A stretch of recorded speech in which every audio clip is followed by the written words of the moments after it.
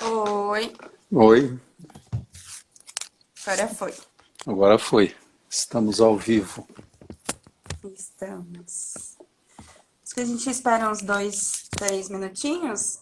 Dois Sim, minutinhos aí a gente começa, tá bom. para ser pontual.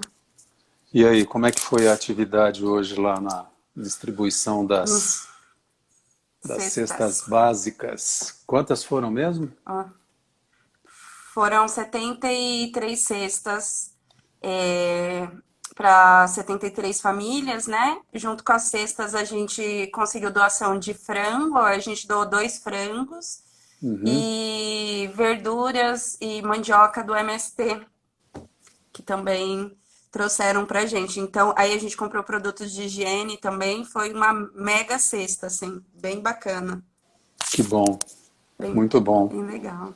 Uhum. Isso é uma boa notícia nesses tempos, né? Nossa, ver o sorriso das famílias recebendo, assim, Uhum. é incrível, É, muito muita gente, bacana. tem muita gente no meio desse clima tão polarizado de ações e reações, né? Nós estamos vendo muita gente fazendo movimentos como esse aí que você faz aí com os coletivos, né? Fazendo vários movimentos no mundo inteiro, né? Exato, E aqui no Brasil tem muita gente fazendo trabalhos assim. E isso sim. é mais do que necessário, né? É o que a gente É vai que é a falar um solidariedade pouquinho. ativa, né? Isso. Exatamente. É o que a gente vai falar um pouquinho, né? Sobre protagonismo e Uhum, caos, né?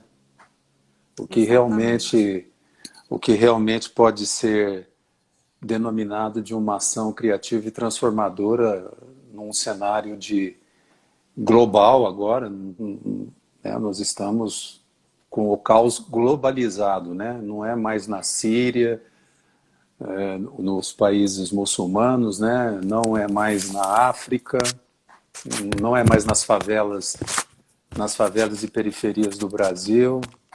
Agora está acontecendo no mundo inteiro, né? Exato. E é muito bom saber que existem protagonistas aí que estão fazendo um trabalho como você, Jéssica Oliveira. Existem vários, né? E aí é Vários. isso que deixa a gente feliz, ver os Sim. protagonistas aumentando. Uhum. Sim. Que bom. Quando Uhum. você quiser começar, só dá o start. Tá.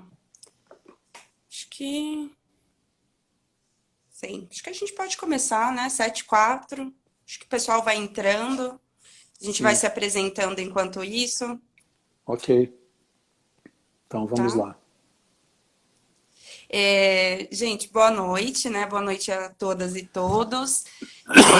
Fico muito feliz de estar aqui.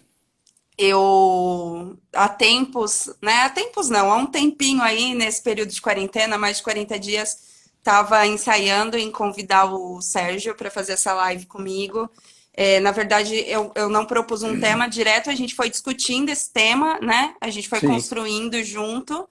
E aí é com imensa felicidade, assim, que eu é, apresento, né? A gente apresenta essa live e para um tema extremamente pertinente nesse momento, mas também para poder trazer um autor, ou na verdade autores, né? Ou teorias que vieram a partir do psicodrama, para a gente pensar um pouquinho o momento que a gente está vivendo hoje. Assim. Então, fico muito feliz que o Sérgio tenha topado. Para quem me conhece, sabe que eu fico falando bem dele por todos os meus cotovelos. Se eu tivesse mais cotovelos, eu falaria melhor, Ah, assim. Tipo, a Fran tá aí para não me deixar mentir. É uma pessoa que eu admiro muito, então já tô até um pouquinho nervosa aqui, né? Mais por estar falando com ele do que por estar na live, assim. Então, sim. é isso. Deixa eu me apresentar e eu já passo para E, você. Eu sou a Jéssica, né? Para quem não conhece, eu sou historiadora, sou psicóloga e estou me formando agora, né? Entregando o meu TCC, esperando o Sérgio corrigir. O Sérgio e a Anitta, que são duas grandes pessoas que eu admiro muito, entregando o meu TCC do nível 1, né, de psicodrama. Então, a gente vai conversar um pouquinho aqui com vocês sobre o pensamento moreniano e a teoria psicodramática frente ao protagonismo e frente ao caos que a gente está vivendo durante a pandemia. Ok. Bom, o que dizer do que você falou, né? Agora até me senti famoso. Mas Com sério. até me senti famoso aí com você falando. O nosso contato, ele tem, acho que uns 3 anos ou quase 4 anos que a gente se 4 conhece. anos. É. E foi assim, amor à primeira vista, né? De ideais, de convicções, de propósitos, de protagonismos, né? Então, assim, foi muito bom ter te conhecido nesses 4 anos, porque houve muitas identificações naquilo que nós temos como convicção para a vida, né? Então, para mim, que é um prazer estar aqui com você, né? E me lembra muito, você tão jovem assim, me lembra da minha juventude, né? Da minha juventude e da minha parceira, né? A minha esposa, né? Nós dois jovens entramos em várias jornadas nos nossos 20 e poucos anos de idade, 30 e poucos anos de idade, nos anos, nos anos 80, né? Início dos anos 80, e trabalhar confinados em comunidades terapêuticas com pessoas que eram usuários de drogas, com dependência química severa, trabalhando com famílias em comunidade, né? Então me lembra muito, né, esse trabalho. Agora mesmo a gente estava conversando sobre a campanha aí que o coletivo que você participa levantou das cestas básicas, né? E eu lembro de trabalhos como esses que a gente fez, assim, as centenas, né, naqueles anos 80 e 90, né? Então, quando eu olho para você, assim, me dá uma saudade muito grande daquele tempo, né? De participar desse ativismo humanitário, né? Então, para mim é um prazer estar com você aqui, tá? Então, meu nome é Sérgio Serrano, para quem não conhece. Na verdade, Sérgio Serrano é um codinome, porque o nome é comprido, é Sérgio Eduardo Serrano Vieira, né? Então, Serrano da parte da mãe e Vieira da parte do pai, né? Então, tanto faz eu adotar Sérgio Serrano ou Sérgio Vieira, né? Tem muitos Sérgio Serranos aí, tem um Sérgio Vieira famoso, né? Que foi embaixador do Brasil na ONU e que lutou pelas causas humanitárias. E Acabou de agora sair o filme, acabou né? de sair o filme dele, Sérgio Vieira de Mello, né? Vale a pena assistir, é uma pessoa singular, que fez um trabalho que ficou marcado na história e que lutou muito, né? Pelos países que eram mais assolados por essas guerras extremamente explorando o capital alheio, né? Que não é o dinheiro, é o humano, né? Explorando o capital humano. Então, eu sou psicólogo, né, desde 1980, eu me formei em final de 79, já faz 40 anos, né, que eu sou psicólogo e 35 anos de clínica, e tenho aí 35, né, 35, praticamente 35 de psicodrama também, trabalhando com psicodrama. Mesmo que eu tenha conhecido o psicodrama quando eu estava na faculdade, né. Eu conheci o psicodrama no 4º ano de psicologia em 1978, e em 1979 eu fiz estágio em psicodrama, fazendo aquilo que todo psicodramatista é importante vivenciar, que é fazer terapia de grupo, né? Então, fiz terapia de grupo no último ano de faculdade e depois fui paciente de terapia de grupo por mais de 20 anos, né? Então, as coisas que nós vamos falar aqui não são apenas teoria, né? São práticas da nossa vida e da nossa experiência. É isso aí. Esse é um pouquinho de mim. E por onde começamos? Então, vamos. Eu acho importante a gente dividir as nossas falas, né? Porque eu acho que elas vão se complementar. Eu Sim, acho que Sérgio, eu queria muito que você apresentasse para a galera que está assistindo, porque eles ouvem a gente falando, você aí, eu aqui, em todo sim. canto, Mestre Moreno, Grande Moreno, psicodrama, transforma. E o que é esse negócio do psicodrama? Quem foi esse Moreno? É o Moreno Revolucionário? Eu não sei se você sabe.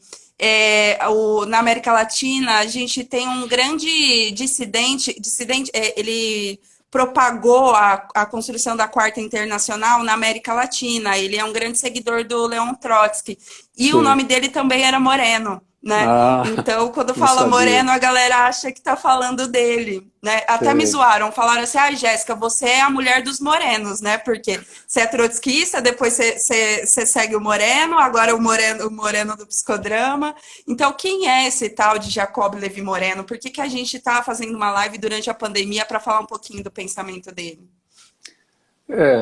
O Jacó Levi Moreno, na verdade, não era o nome original dele, né?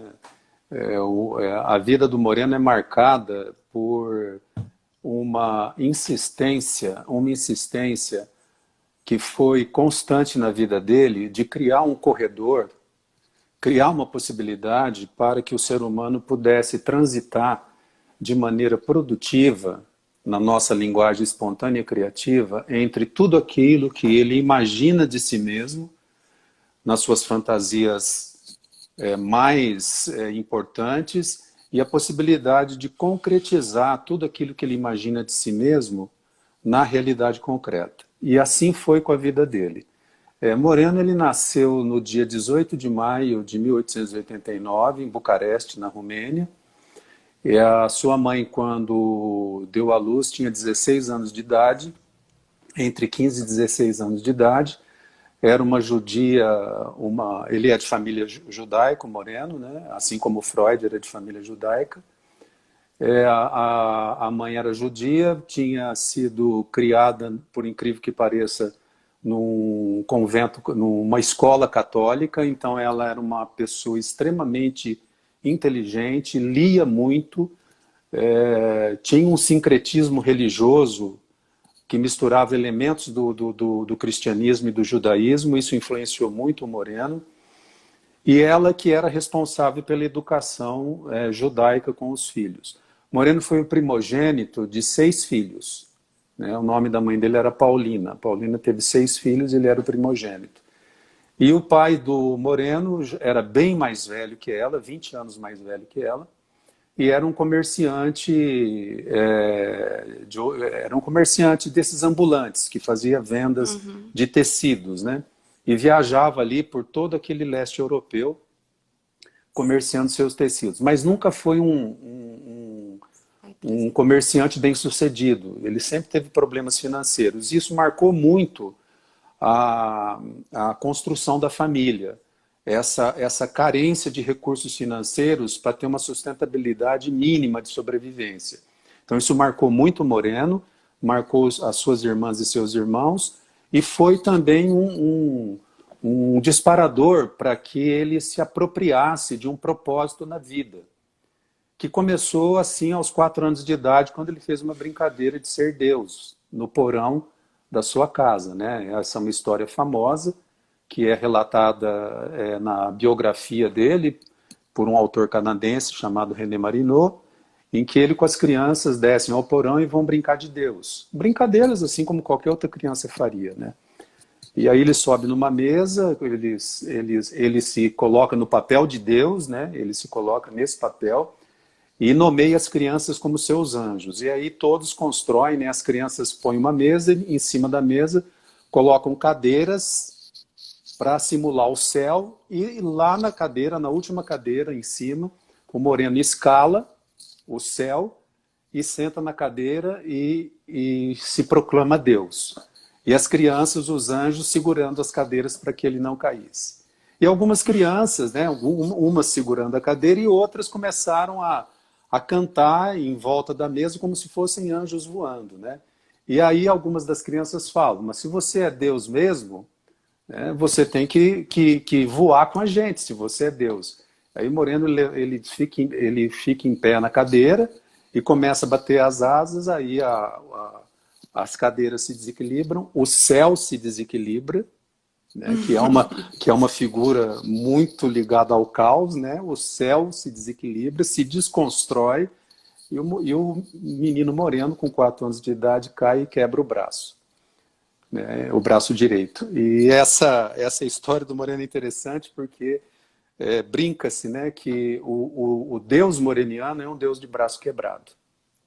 Né? É um Deus que tem a sua onipotência dependente daqueles que ele cria, que eram os anjos, né? Então, os anjos são co-criadores com esse Deus. Então, essa história ela é muito marcante, muito emblemática, porque fez parte da vida de Moreno, né? Então, ele nasceu em maio de 1889, né, no dia 18 de maio que eu falei, e morreu no dia 14 de maio de 1974 nos Estados Unidos. Ele viveu 85 anos, né? Ele nasceu e morreu no mesmo mês. E Moreno fez medicina na Universidade de Viena, ele estudou com o Freud, ele teve aulas com o Freud, que já era famoso e lecionava nessa época, que Moreno fez faculdade de medicina entre 1908 e 1917, 16, né? Ele terminou tanto a graduação em medicina como a sua residência. E ele teve encontros com o Freud, como eu mencionei, mas Moreno ele tinha um fervor, né? Um fervor assim idealista muito grande, né? Ele apregoava que o amor ele precisava ser traduzido em ação. De alguma forma, né, a humanidade ela precisava passar por uma transformação. E como ele teve uma influência muito grande do hassidismo, que é uma vertente judaica que foi resgatada no século 12 ou 13 por um rabino chamado Ben Israel, com o codinome Baal Shem Tov. O hassidismo ele tem como mote que todo ser humano é portador de uma centelha divina, né? E que essa centelha divina é que dota o ser humano da sua força espontânea e criativa. Moreno, como eu disse, ele foi educado em um lar judaico, ele fez toda a sua passagem, né, pela sua formação judaica, ele fez o Bar Mitzvah, que é o batismo, na religião judaica, aos 13 anos de idade, mas ele também era uma criança extremamente, como crianças e adolescentes daquela época, no século XIX, eles tinham o costume de ler muito. Os judeus têm essa cultura de ler muito, até porque eles estudam a Torá, que são os 5 primeiros livros da Bíblia, eles estudam muito a Torá, e, consequentemente, eles estudam qualquer outra literatura. E Moreno não foi exceção. Já na adolescência, entre 13 e 14 anos, ele era um leitor assíduo de várias obras, né? Tanto da filosofia e fenomenologia existencial, como do hassidismo, que eu citei agora há pouco, do teatro clássico, ao qual ele era apaixonado, especialmente o teatro grego, que influenciou ele de maneira marcante. Então, esses foram os 3 principais pilares que influenciaram o pensamento do Moreno. O hassidismo, que tinha como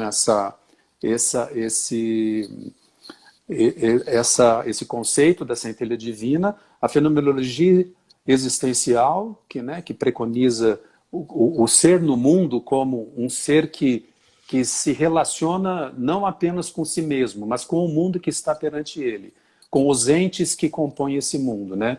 No sentido de, através dessa relação, buscar um sentido e uma celebração da vida, da existência.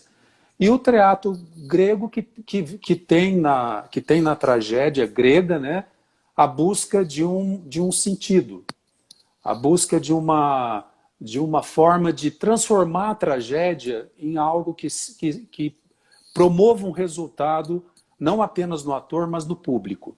Então essa foi uma das marcas do teatro grego na vida do Moreno.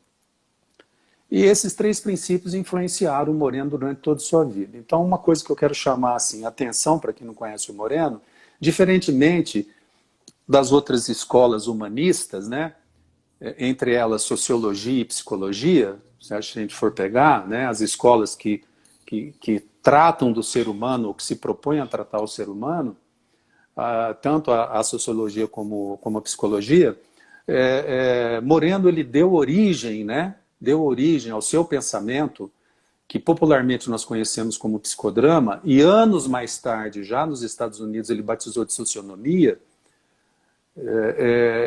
Não nasce dentro, né, essa proposta, né, essa proposta científica, ela tem como nascedor esses 3 pilares, mas ela não nasce dentro de lugares fechados. Tipo assim, ela não nasce dentro de um sanatório, como, por exemplo, a psicanálise, né? A psicanálise nasceu de observações, né, que o Freud, enquanto professor de neuroanatomia na Universidade de Viena, e no hospital, ele começou a trabalhar com pacientes internadas com sintomas de histeria. Então, assim, o nascedouro da psicanálise tem um contexto bastante clínico, bastante médico, assim como várias outras escolas da psiquiatria naquela época, e daquela época os pós-freudianos também, a maioria deles teve essa origem, né? De fazer uma leitura do ser humano, uma leitura mais ligada à medicina. A sociologia também, ela teve essa origem mais na teoria, né? Uma pesquisa teórica do fenômeno humano no contexto social. Qual a diferença do Moreno que eu quero chegar? O Moreno, ele começou a desenvolver o seu pensamento, o seu método, indo para a ação.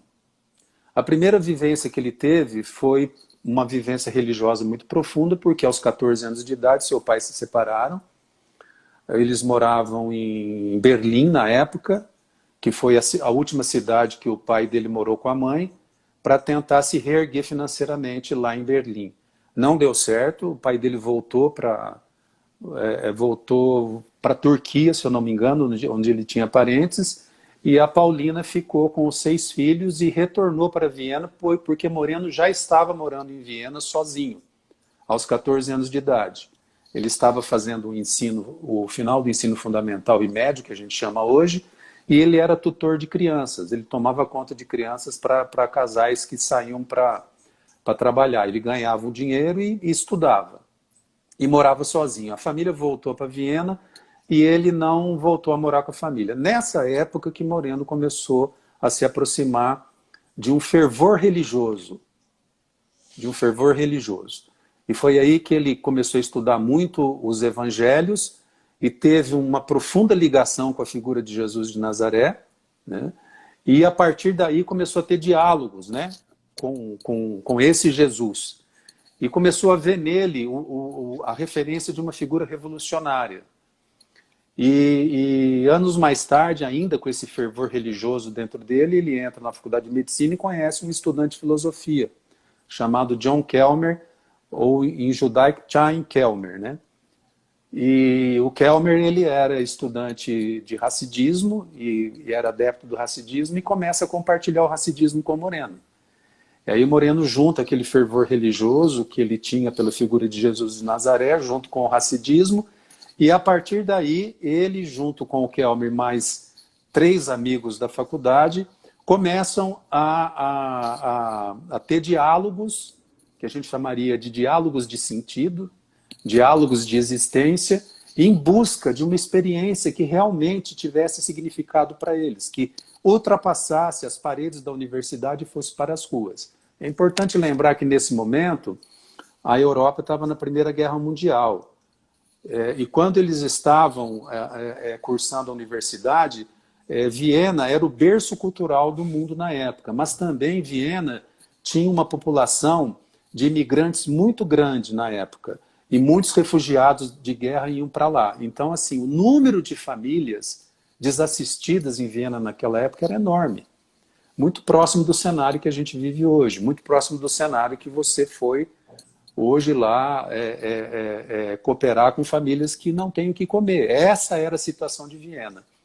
Bom, o que aconteceu? Moreno propôs aos seus 4 amigos que eles alugassem uma casa para abrigar esses refugiados, esses imigrantes e refugiados que não tinham onde morar. Vocês podem mais ou menos calcular a idade que eles tinham, né? Eles tinham entre 22 e 27 anos. O Kelmer era o mais velho de todos. Então esse grupo de 5 jovens aluga uma casa em Viena, né? Como diz assim, eles vão na raça, alugam uma casa, colocam o nome de Casa do Encontro e ali eles tentam viver aquela proposta revolucionária de plenitude do ser, né? Onde a casa seria a vivência plena dos princípios básicos do racidismo.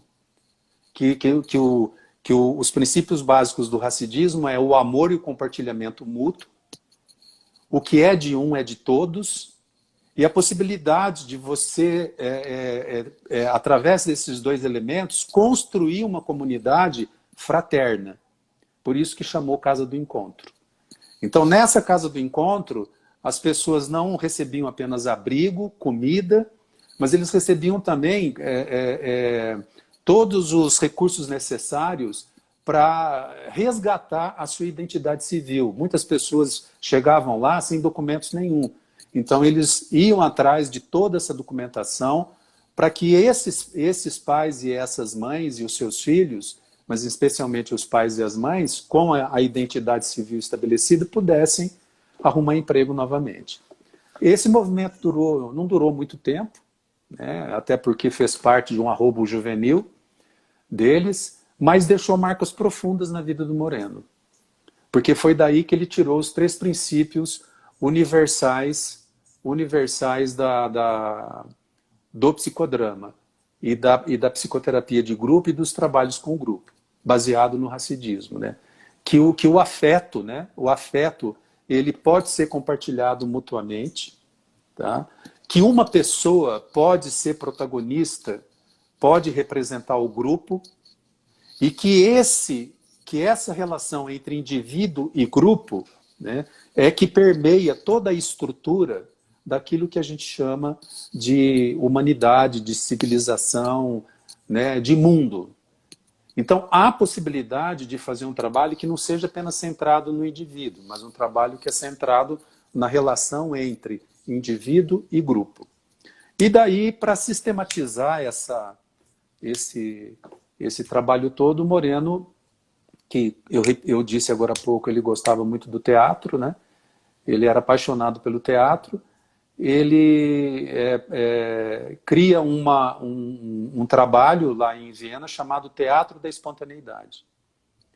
E nesse trabalho que ele cria, ele aluga uma casa, ele depois que terminou a faculdade, tinha alguns atores amadores que gostaram da proposta dele, e nesse lugar chamado Teatro da Espontaneidade, ele propõe a interagir com o público e permitir que o público participasse de representações cênicas de improviso. E para poder mostrar a força que o teatro de improviso tinha na transformação da vida, não apenas do público, mas dos atores que subiam ao palco para representar, ele cria uma técnica chamada jornal vivo.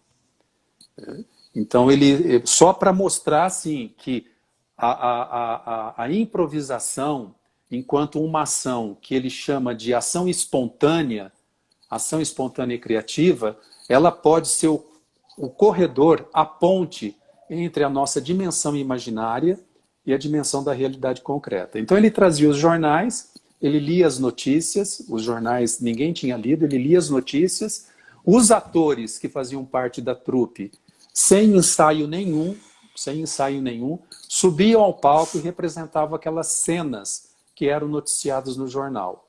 E através da representação dramática dessas cenas que eram lidas antes no jornal, o público interagia. Então algumas pessoas do público podiam subir ao palco e participar dessa cena. Então esse foi um embrião daquilo que a gente chama de teatro espontâneo, hoje no psicodrama, e que é a base de todos os métodos que são utilizados, tanto em grupo, no campo social, como também no trabalho clínico psicoterápico. Então esse seria um panorama assim, geral, né, de como que se estruturou a teoria e o método do Moreno. E para ele poder sistematizar essa proposta, né, metodológica e teórica, ele também criou uma disciplina chamada sociometria, que é a pesquisa, um método de pesquisa que tem como propósito medir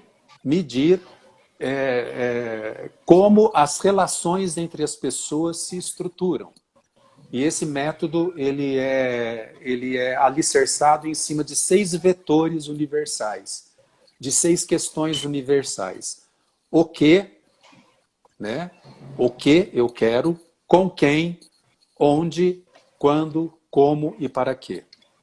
O que eu quero é o sujeito, com quem o outro, onde é lugar, espaço, quando, tempo e momento, como processo ou forma como isso vai acontecer e para que propósito. Então, esses 6 vetores Moreno utilizou para poder pesquisar os grupos e estruturar como que esses grupos poderiam ser tratados. Mas esse tratados, a partir do que eu contei das experiências que ele teve na Casa do Encontro, no Teatro da Espontaneidade em Viena, e depois, mais tarde, quando ele foi para os Estados Unidos em 1925, ele começou a aplicar as experiências de Viena, logo de cara, quando ele chegou nos Estados Unidos, fazendo uma pesquisa sociométrica com detentos, com presidiários numa penitenciária famosa de Sing Sing, ali nos Estados Unidos, e o propósito era tentar reagrupar, a pedido do diretor daquela penitenciária, tentar organizar os detentos em celas em que eles pudessem criar um campo de afinidades entre os ocupantes das celas. E isso em 1931, 32. Era uma pesquisa revolucionária, que tinha como propósito permitir que os detentos escolhessem o lugar onde eles poderiam ficar na cela e com quem, obedecendo um campo de afinidades e reciprocidades, que está alicerçado nos 3 princípios universais da psicoterapia de grupo. E, a partir daí, Moreno, né, começa a desenvolver outros métodos e chega no psicodrama, que é o nome pelo qual a teoria do Moreno é conhecida até hoje. Quando ele compra uma propriedade já estabelecida nos Estados Unidos, né, ele compra uma propriedade com a ajuda do seu irmão William, ele compra uma propriedade perto de Nova York, numa cidade chamada Beacon, tinha mais ou menos uns 30 hectares a propriedade, tinha uma casa enorme lá, e ele compra essa propriedade e realiza o sonho que ele tinha desde Viena, que era construir uma comunidade terapêutica. Então, ele se muda para lá com a sua terceira esposa, a Zerka, né? Ele muda para lá, ele já era um psiquiatra conhecido e bastante conhecido em Nova York, onde ele tinha um consultório também. Ele tinha 2 consultórios, né? Engraçada essa história, né? Moreno tinha 2 consultórios, um no bairro rico e um no bairro pobre. No bairro rico ele atendia e cobrava o que ele podia cobrar dos pacientes ricos. E ele tinha um outro consultório no bairro pobre, onde ele atendia as pessoas gratuitamente. Então essa era a postura dele. E lá ele muda para Beacon, ele constrói um hospital psiquiátrico com 30 leitos, a sua casa onde ele foi morar com a sua filha, né, a mãe da sua filha, que morou lá, por incrível que pareça, a segunda esposa dele morou com essa filha, e depois a Zerka, né, com quem ele se casou, também morou lá. Né? Parece brincadeira, mas não é brincadeira, não é mito. Né? A segunda esposa morou com a filha e a terceira esposa também. Né? Esse era o Moreno, excêntrico em todos os seus comportamentos. Lá funcionou o hospital psiquiátrico com 30 leitos, 30 pacientes, a escola, uma escola de psicodrama e um teatro de psicodrama, um teatro espontâneo, obedecendo toda a arquitetura que Moreno imaginou que um teatro de psicodrama teria, que eram 3 níveis. Então tinha o nível do público, onde o público sentava, o primeiro degrau, tá, que era o aquecimento, o segundo degrau, que era o contexto dramático, e o mezanino, que era o lugar em que as pessoas poderiam interpretar os seus personagens heróicos, deuses, né, conquistadores. E foi ali que Moreno tratou os seus pacientes. Os pacientes psiquiátricos, eles eram tratados nos seus mundos de fantasias e loucuras, eles eram tratados ali dentro, junto com os professores, junto com os médicos e junto com os alunos. E os alunos participando dos dramas desses pacientes e representando as suas histórias, os pacientes, como protagonista e os estudantes como egos auxiliares, que são 2 ferramentas que o psicodrama tem no cenário representativo. Esse hospital ele durou de 1940 até 1962, 22 anos. Depois ele foi desativado e ele continuou como escola de psicodrama e residência do Moreno até 1984. Por lá passaram várias pessoas fazendo formação em psicodrama, alguns conhecidos na psicologia, né? O Eric Berne, da análise transacional, fez algumas formações com o Moreno. Kurt Lewin e os seus discípulos fizeram alguma formação com o Moreno lá. Por isso que as técnicas do psicodrama, elas são muito mais conhecidas do que o método e a teoria e a filosofia. São mais conhecidas. São menos conhecidas, aliás. Então, em resumo, seria esse. Esse seria, assim, o contexto histórico do sujeito chamado Moreno. Você deu aula de história do pensamento moreniano, né, em 20 e pouquinhos minutos, assim, tipo, simples, sintético e certeiro. Perfeito.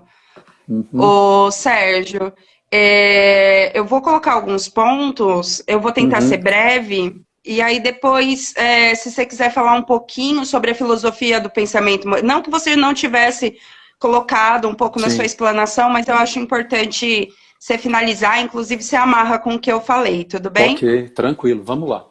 Então tá. Gente, bom, quem me conhece, né, sabe que o psicodrama é muito forte na minha vida. Eu venho aí de um histórico, desde os meus 17 anos, um histórico de militância, né, de procurar muito unir a teoria com a prática, ou seja, colocar a praxis, né, revolucionária, a verdadeira praxis revolucionária em movimento, que é estudar as teorias que tentam romper, né, com as injustiças, com as mazelas no mundo e tentar colocar em prática a partir da nossa realidade. E é nesse momento que o psicodrama surge na minha vida, né? Coincidência, Sérgio, assim como você, ele surgiu no meu 4º ano de faculdade, né? Que em aulas, né, conheci a Anitta, que é uma grande amiga nossa hoje, que me apresentou o psicodrama, né, e depois, em seguida, a gente foi fazer um grupo de estudos, foi quando eu te conheci, né, eu estava no 5º ano da faculdade, e a gente foi fazer um grupo de estudos sobre fenomenologia existencial, que é um dos pilares, como o Sérgio falou, né, um dos pilares filosóficos do psicodrama. O psicodrama bebeu muito da fenomenologia existencial, e foi aí que eu decidi realmente fazer minha formação em psicodrama. Mas eu decidi fazer principalmente, né, onde que eu senti que, não, é por esse caminho que eu tenho que ir. Então, eu já tinha feito uma graduação, que era história, dava aula, tinha feito a psicologia, e a partir do estágio em psicodrama, né, das práticas que eu comecei a experienciar no último ano da faculdade, é que realmente me fez sentido, né? Então, sempre buscando a teoria e prática, foi nesses estágios, nessas práticas que o psicodrama realmente fez sentido para mim. Porque para mim era uma das principais ferramentas de transformação. Eu consegui visualizar isso, até mesmo antes de iniciar a formação, o quanto o psicodrama era, não só em seu entendimento do ser no mundo, né, porque o Moreno, ele entendia o ser humano sempre em relação, como o Sérgio falou aqui um pouquinho, ele nunca era um indivíduo isolado, com as suas subjetividades específicas e com seus fenômenos psicológicos, como algumas áreas da psicologia, principalmente a psicologia, alguns anos atrás entendia, né? Ele sempre vai entender o homem em relação, e a partir dessa relação, ele vai buscar transformar não só o sujeito e seu histórico e sua vivência, né? Mas a partir dessa transformação do sujeito, e entendendo que o sujeito se relaciona com o mundo, a própria transformação da sociedade, né? Ao passo que o sujeito pode ser criador do seu próprio momento, né? Da sua própria história, da sua própria vivência, ele também transforma a sociedade, né? Ele é criado e também cria. Então foi nesse momento que eu falei, não, é isso que eu vou fazer, e foi isso que eu tenho feito assim por um tempo. Inclusive o meu TCC é baseado em algumas práticas, né, que eu trabalhei com o papel do psicodrama, a importância do psicodrama em relação ao enfrentamento da violência contra a mulher, a partir de várias vivências que eu fiz. Por que eu estou contando tudo isso? Porque é nesse sentido que vai a minha fala.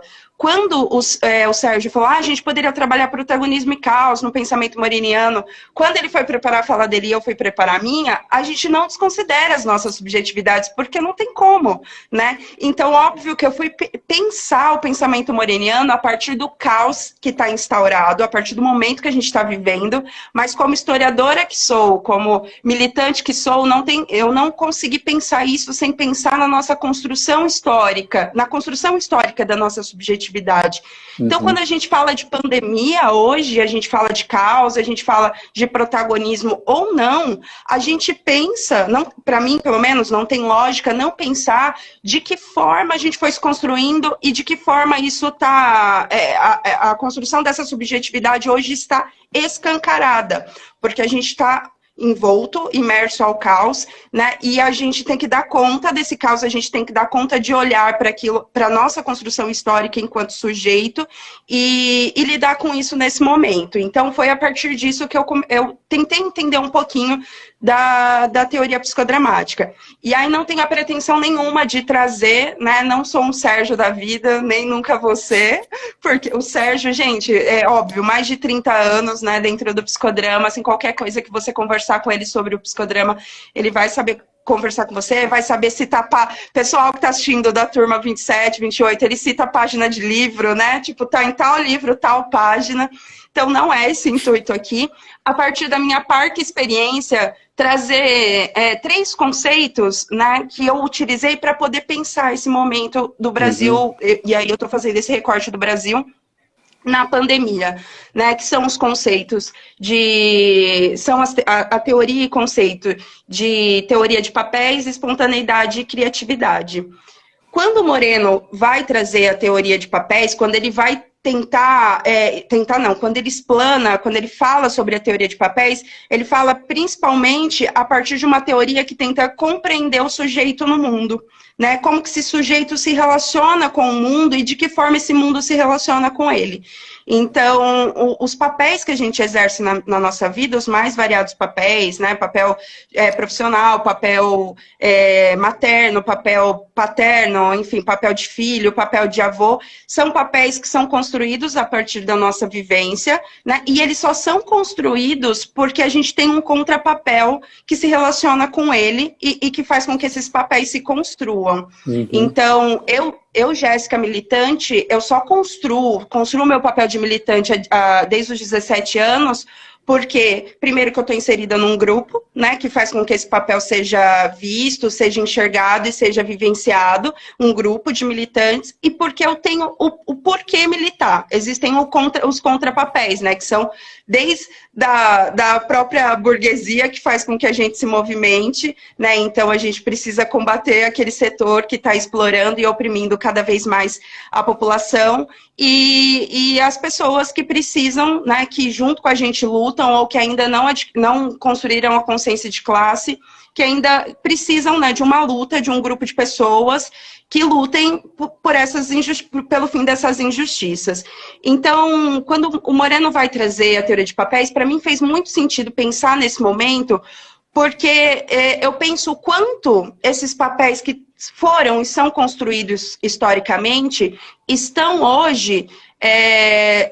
tantos os papéis inoperantes, então alguns papéis que eu não estou conseguindo vivenciar porque eu estou longe, eu estou isolada dentro de casa, ou porque eu não estou conseguindo trabalhar porque eu perdi o emprego, ou porque eu estou até trabalhando, mas eu estou trabalhando dentro de casa, eu não estou tendo as relações que eu tinha, né, dentro do espaço de trabalho, o quanto esses papéis hoje estão aí para a gente pensar, repensar, né, de que forma eles foram construídos e o quanto o não exercício desses papéis acaba, nesse momento, mostrando para a gente o quanto nós somos frutos dele. Tipo, se eu não consigo exercer um papel que para mim sempre foi fundamental, mas que eu não consigo exercê-lo porque eu estou dentro de casa e impedida por conta do isolamento social, o quanto eu consigo sentir falta dele nesse momento, né? O quanto eu consigo perceber hoje a importância que ele tem na minha vida e na minha construção, a construção da minha vivência, e olhar para esse papel e ver novas formas de me relacionar com ele, assim. Então, quando eu penso na pandemia e penso na teoria de papéis, né, do Moreno, eu penso o quanto essa teoria nos ajuda a pensar a forma como nós fomos construídos historicamente, o quanto esses papéis também são construídos historicamente e culturalmente, porque não há papel também extremamente singular, assim, eu não exerço o meu papel de militante da maneira Jéssica de ser. Eu tenho todo um preceito, eu tenho uma construção histórica do que é ser uma militante de esquerda, ou então o que é ser uma mãe, né? A gente tem uma série de padrões que as mulheres têm que seguir desde sempre, principalmente relacionados à maternidade. Então a gente tem uma ideia do que é ser mãe, uma ideia do que é ser pai. Então esses papéis, eles são frutos da sociedade que a gente vive. E a sociedade que a gente vive é uma sociedade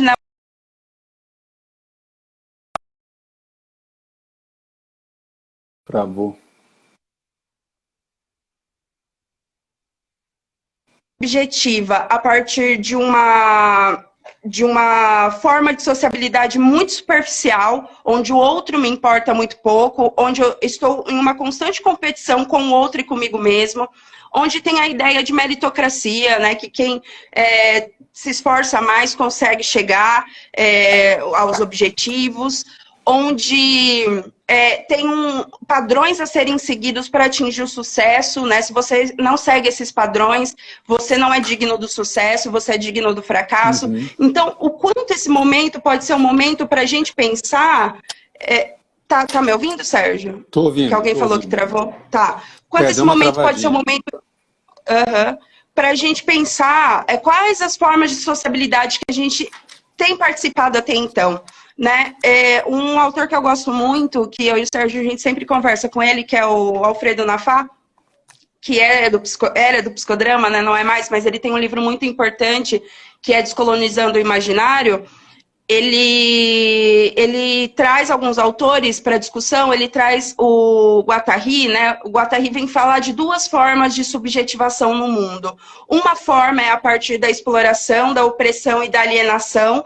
Então, eu sigo uma vida toda, uma vida completa, alienada, eu não penso os papéis, os meus papéis, de que forma esses papéis que eu desempenho na vida estão sendo construídos dentro, de que forma eu construo esses papéis sem criar, sem pensar a forma como eu reproduzo, né, de maneira engessada. Então, eu pego o modelo que está aí na sociedade, o modelo de ser mãe, eu sigo esse modelo, eu pego o modelo de ser professora, eu sigo esse modelo, e não crio os meus próprios modelos. E uma outra forma, que é uma forma de resistência, que dá muito mais trabalho.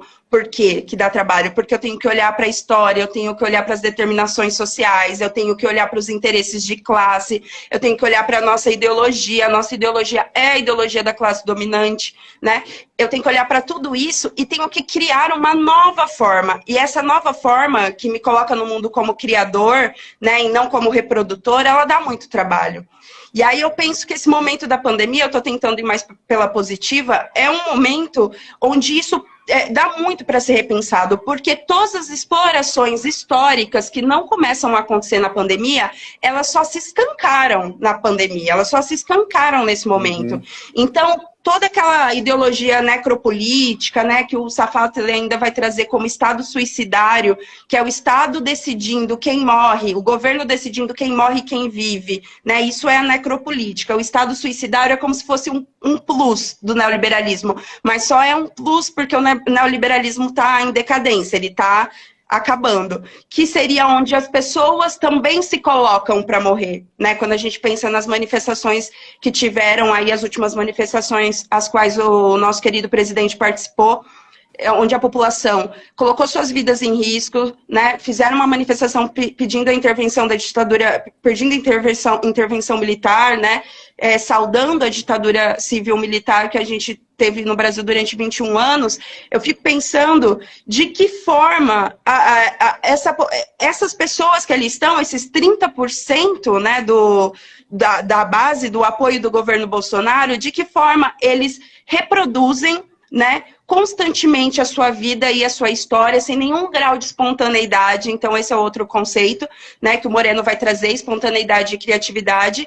e vão passar uma vida inteira reproduzindo, sem saber que dentro de suas mentes e seus corpos foram enfiados, né, modos de existir que favorecem uma única classe social, que é a classe burguesa. Então, quando eu penso em teoria de papéis do Moreno, eu penso uma teoria, não só uma teoria, mas uma prática, porque daí o Moreno também, quando a gente vai para o psicodrama propriamente dito, a gente vai trabalhar com esses papéis, né, tanto com os papéis inoperantes, quanto com esses papéis cristalizados. Para o Moreno, as pessoas, elas adoecem, né, a partir da cristalização desses papéis, do engessamento desses papéis. Quando eu não consigo pensar sobre os meus papéis, refletir, adquirir consciência, é aí que eu adoeço, é aí que parte a clínica do Moreno também, acho importante trazer. O quanto esse momento é um momento, então, propício para a gente repensar os nossos papéis e colaborar, a partir da reconstrução dos nossos papéis, com uma nova forma de sociabilidade. Porque eu consigo ser resistência, não só doando cesta básica, não só fazendo a revolução na rua, não só fazendo manifestação, isso é extremamente importante, gente. Eu nunca vou achar que a gente vai fazer revolução só no Facebook, ou só pensando na gente.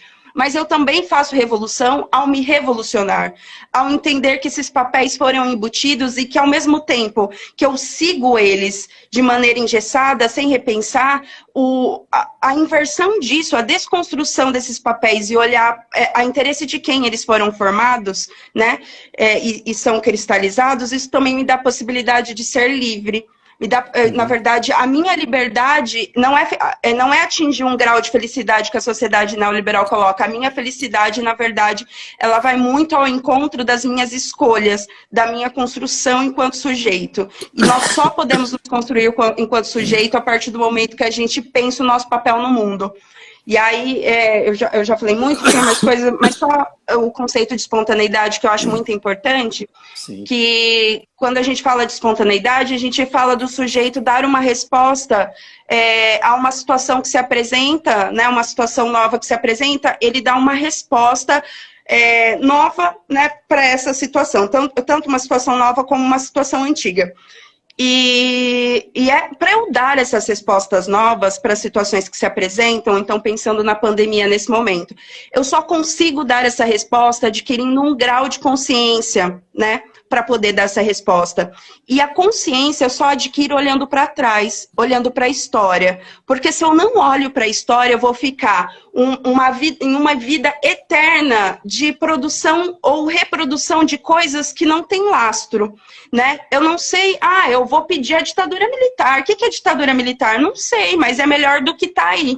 Então, nós temos a formação, né, e é formação com um interesse muito específico, né, que é a manutenção da ordem, a manutenção da sociedade neoliberal. Nós temos a formação de seres não pensantes, de seres não conscientes, que não trabalham sua memória.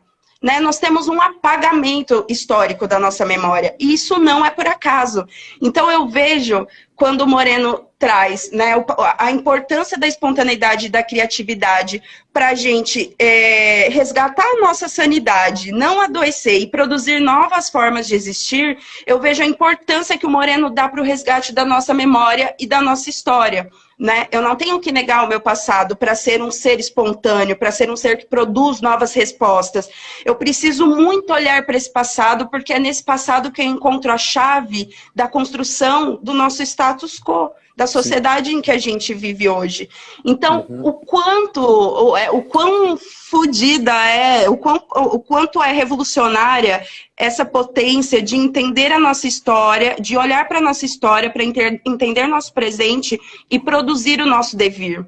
Porque ao passo que eu entendo que eu me pauto no passado para entender o meu presente e construir o meu futuro, eu linko o sujeito com o mundo. E para o Moreno é isso, espontaneidade, eu coloco o sujeito em contato com o mundo que ele é fruto, né? Eu faço essa ligação, então eu aproximo o sujeito da construção do seu espaço, da sua vida, do seu mundo, né? Produzindo a sua própria história, deixando de ser copiador para ser criador.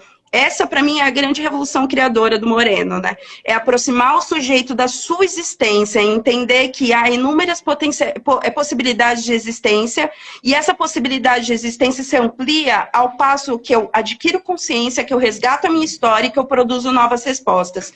Então, esse momento que a gente está vivendo, por mais terrível, por mais caótico, ele pode produzir muito protagonismo, né? Ao passo que eu adquiro, eu olho para trás, eu entendo o meu presente e eu produzo o meu futuro.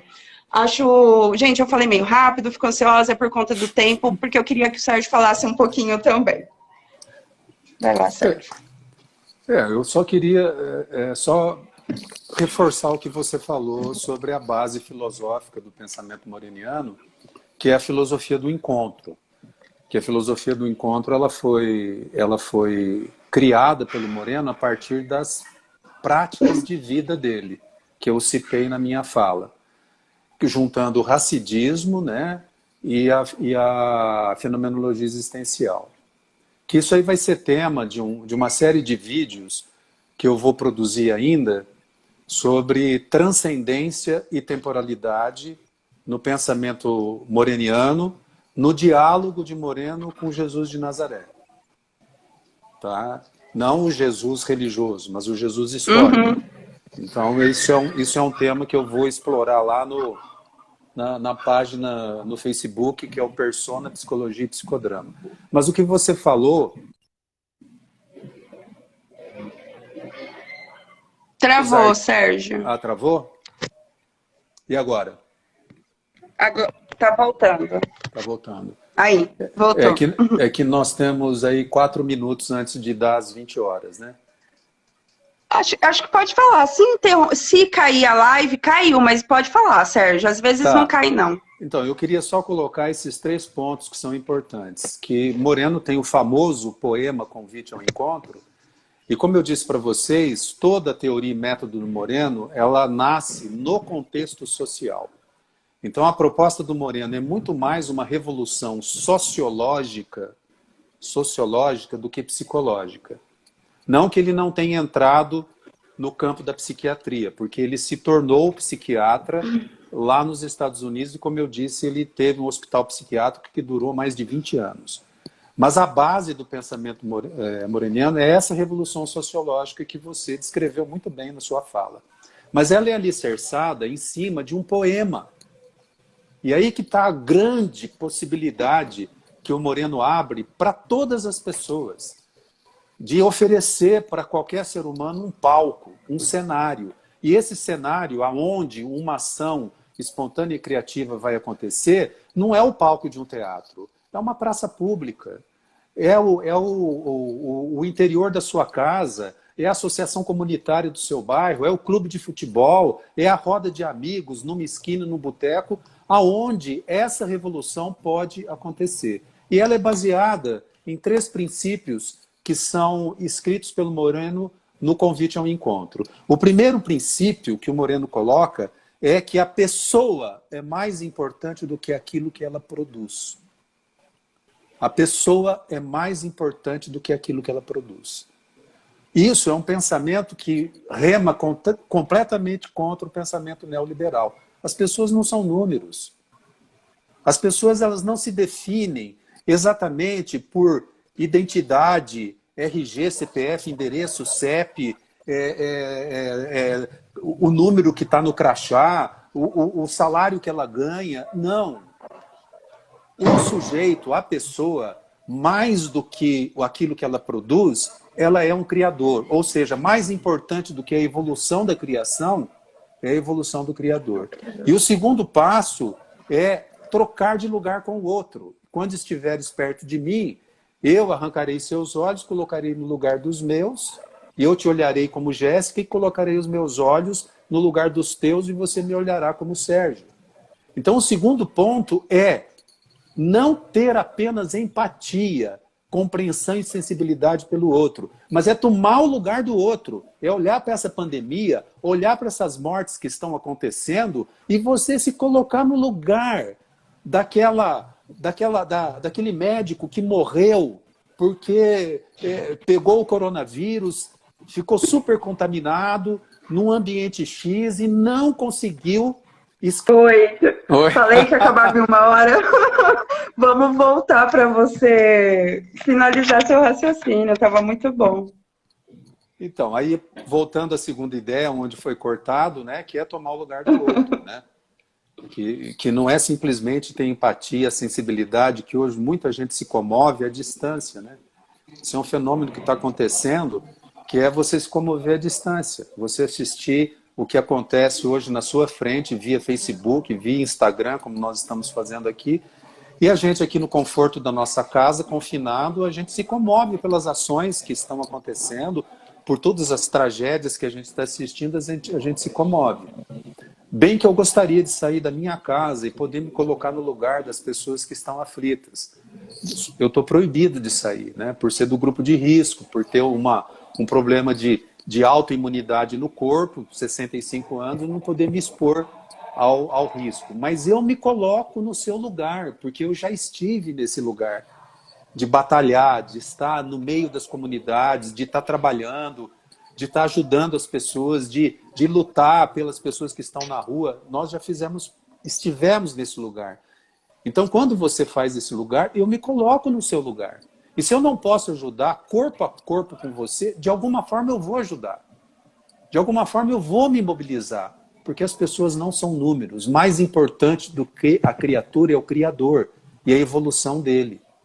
E por último, Moreno fala que mais importante do que aquilo que a pessoa produz é ela, é o primeiro passo, mais importante do que sensibilizar-se é colocar-se no lugar do outro, e a terceira ideia dele, que isso nos leva ao encontro, que é a celebração do vínculo, a celebração de uma possibilidade de transformação através do grupo. Ou seja, eu não vou fazer verão sozinho. Eu não vou fazer verão sozinho. Eu não sou uma andorinha que faz verão sozinho. Só lembrando o ditado popular. Os pássaros, eles fazem a celebração do verão aos bandos. É muito bonito quando a gente vê aqueles pássaros voando no céu celebrando a entrada do verão.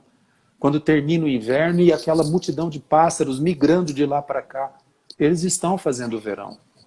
Moreno tem uma frase muito interessante nos últimos meses de vida dele, em que ele ficou confinado na sua casa por causa de uma doença que ele contraiu na infância, que era o raquitismo, e que provocou uma série de artrites no seu corpo inteiro.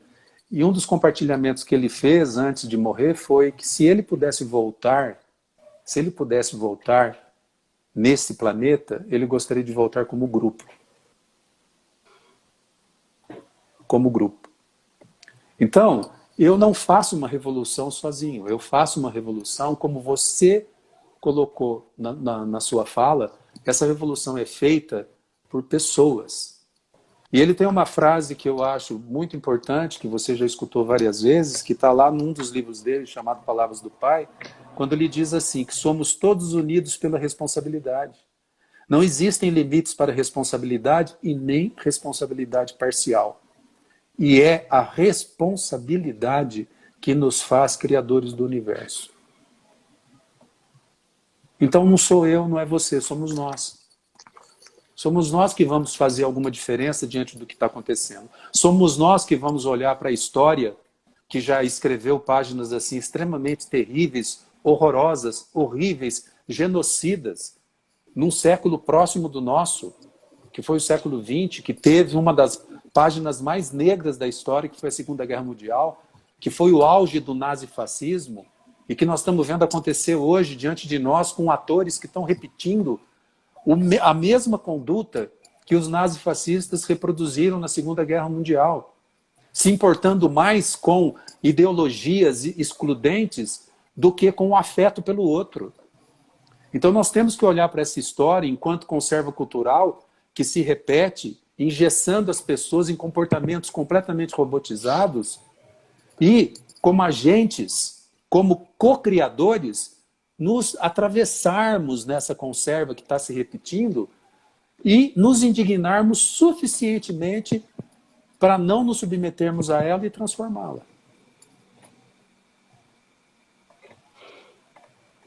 Você pausou? Pausei porque eu me empolguei Ah, demais. que ótimo, Sérgio.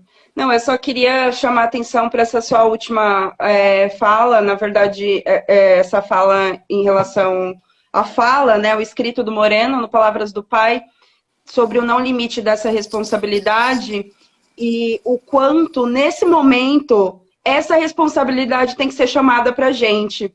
Né? É minha responsabilidade, é sua responsabilidade, é responsabilidade do Grupo Rio Preto, é responsabilidade do Grupo São Paulo, do Grupo China, do macro, do micro, é responsabilidade nossa colaborar, né, reconstruir, né, nossas subjetividades, que para produzir novas formas de existir, se precisar derrubar o governo para produzir novas formas de existir, vamos derrubar o governo, né? Porque a gente está num governo proto-fascista, a gente está num governo que está escondendo dados, a gente vive em um governo que ele já deixou muito claro que as nossas vidas não importam.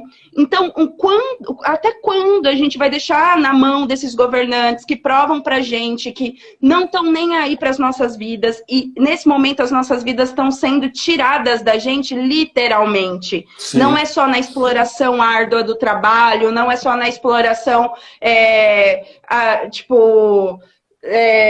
a mulher que ganha menos que o homem no mercado de trabalho, quando a gente fala que está acabando com a vida das mulheres, não é só no sentido metafórico, é o tirar da nossa existência literal. E assim, claro, eu acho que todo mundo aí deve ter uma crença ou outra, mas assim, vida como essa, a gente só tem essa. Então, assim, estão tirando as nossas vidas e é responsabilidade nossa entender que a forma como o mundo veio sendo construído até hoje e a forma como ele está construído hoje, de que forma que ele se organiza, que ele se movimenta, que ele explora, que ele aliena, não é mais sustentável, não dá. Né? E o quanto nós devemos ser chamados à responsabilidade nesse momento de saber que nós somos autores da nossa história, né? Que nós podemos transformar isso tudo e que se está tudo bem para a minha existência até então, se eu estou na minha casa, tranquilo, comendo, se eu não perdi o trabalho, existe um grupo que não compartilha da mesma existência que eu, mas existe um grupo maior, que é o grupo Humanidade, que compartilha dessa mesma existência porque compartilha o planeta Terra, e o planeta Terra é um planeta finito, sim, né? Onde sim, a acumulação não é finita, a acumulação de capitais não é finita, né? E como que eu acumulo exponencialmente capitais, mas eu vivo num mundo infinito, num mundo finito. Então, uma hora isso vai sim, acabar.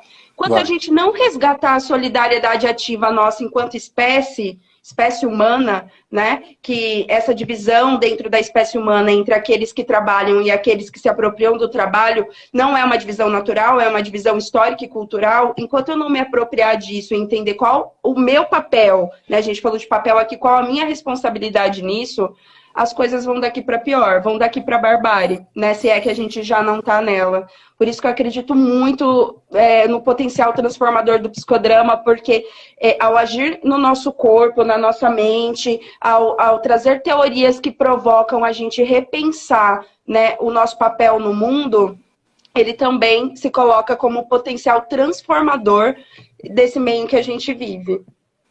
Acho que isso, Sérgio, que eu queria falar. Eu queria acrescentar só uma questão enquanto você estava falando sobre essa questão do cenário que a gente vive nesse caos, né?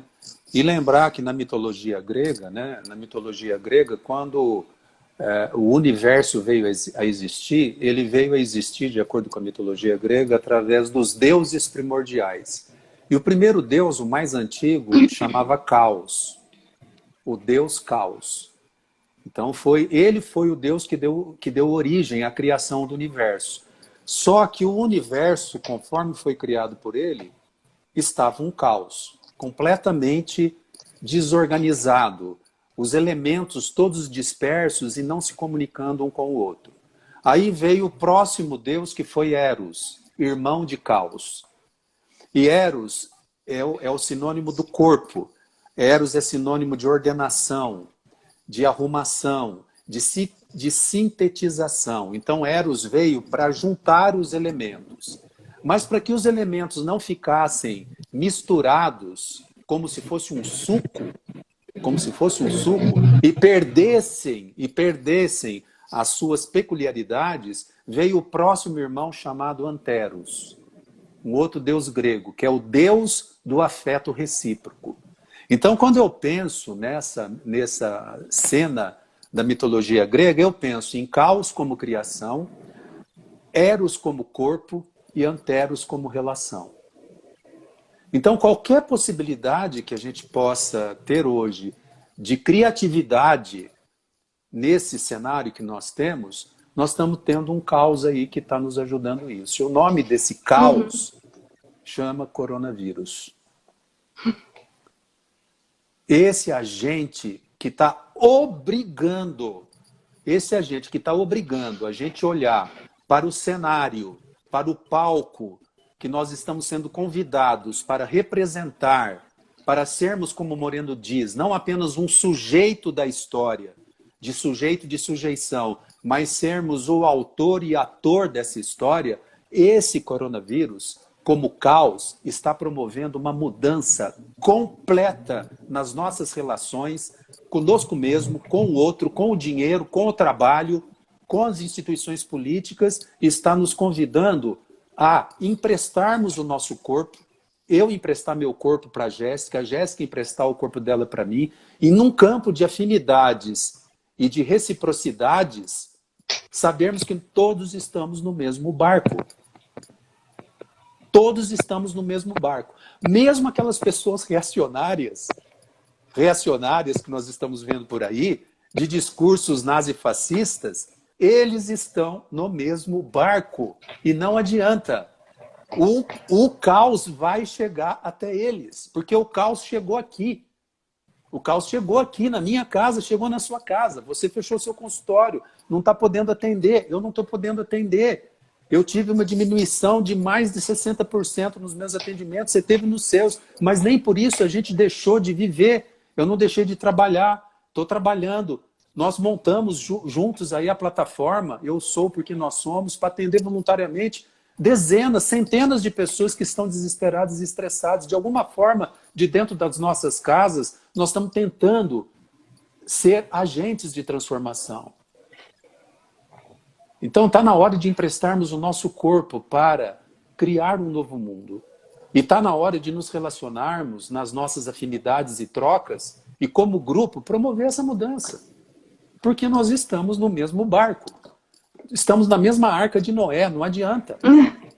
O dilúvio vai acabar o dilúvio. Mas o que nós vamos encontrar depois desse dilúvio? Eu não sei, você sabe? Eu sei que vai ter uma mudança estrutural em tudo aquilo que a gente pensa e que governou esse mundo até hoje, que é esse pensamento neoliberal fixado no valor da moeda. Isso vai mudar. A nossa relação com o dinheiro vai mudar. A nossa relação com o trabalho vai mudar. E já está mudando.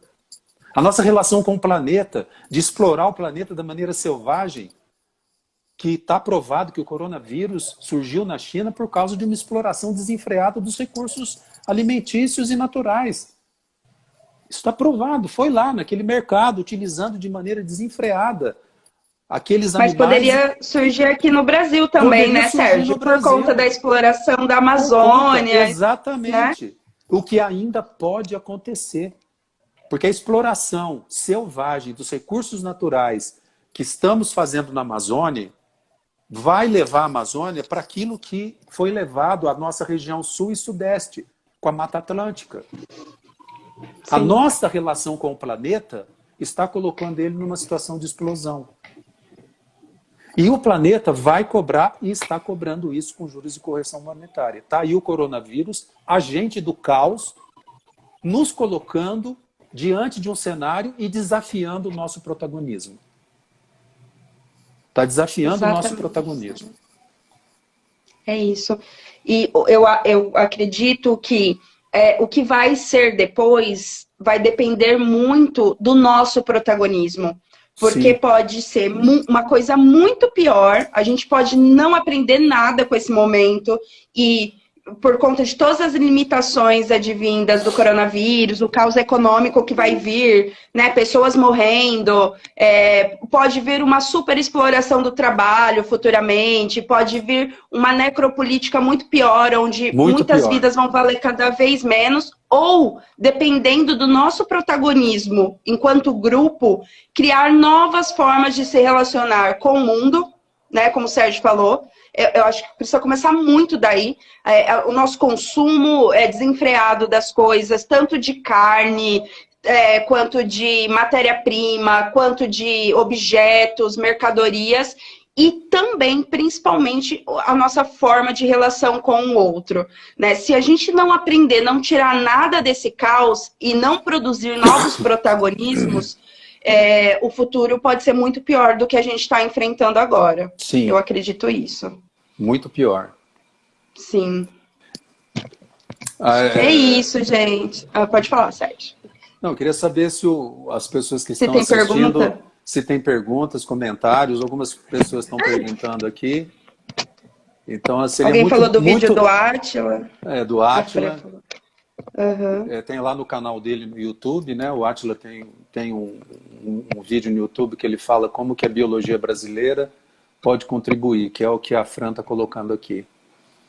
Sim, então, se algumas pessoas quiserem compartilhar comentários e perguntas, seria legal. Aí ela já colocou o link aqui. Uhum. A Ana Maria colocou: parabéns a estes dois seres pensantes queridos. Parabéns para Ana, ser pensante. Saudadona da Ana, grande professora de pedagogia psicodramática. Nossa companheira aí nos cenários do psicodrama. Sim. Isso que é isso, não sei. Eu assim, se vamos caminhar para o encerramento, eu queria só contar assim uma história racídica, uma história do racidismo, né? Que Deus estava presente no universo e sofrendo com muita solidão. E ele quis compartilhar, de alguma maneira, a sua criação, o seu poder de criador, ele queria repartir com outros seres que se comunicassem com ele. E aí ele criou o universo. E criou esses planetas, em especial o planeta Terra. Só que na primeira criação, o planeta não deu conta de conter a luz dele, a luz da criação, e o planeta explodiu. Tanto que no livro de Gênesis está escrito que no princípio, né, Deus criou os céus e a terra era sem forma e vazia. E no hebraico antigo, a terra sem forma e vazia é o caos. E aí, para que esse mundo ele suportasse a luz, Deus resolveu criar um corpo. E ele criou um corpo e soprou nele o seu espírito de vida. E esse corpo se fez alma, psique, ser vivente. E o homem se tornou infinito tanto quanto Deus. Então, eu, homem, ser humano, você, mulher, ser humano, nós somos a ponte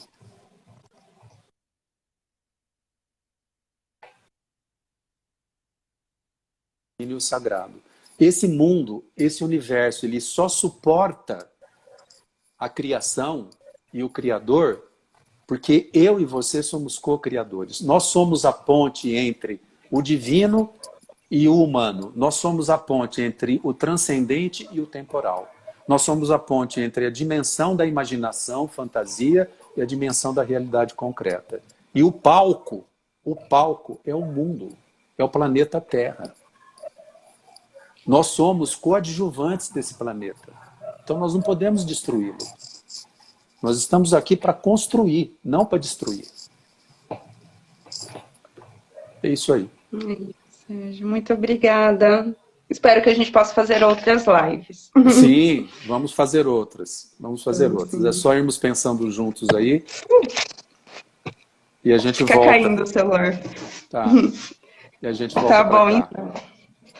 Então tá, um beijo, boa noite. Um beijo, bom ter todo mundo aqui. Foi muito bom ver esse montão de gente entrando e comentando. Obrigado aí pela audiência. Beijo, gente. Tchau. Beijos. Até mais. Até mais.